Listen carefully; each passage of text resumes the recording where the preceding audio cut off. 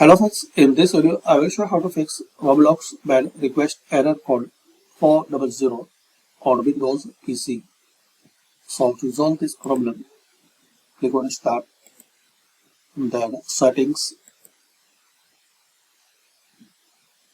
Now here Network and Internet.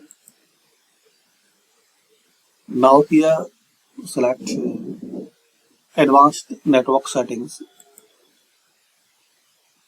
And just guys, you have to click on Network Reset. And here Reset Now.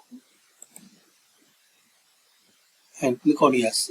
And make sure once you reset your network, this will remove, then reinstall all your network adapters and set other networking components back to their original settings.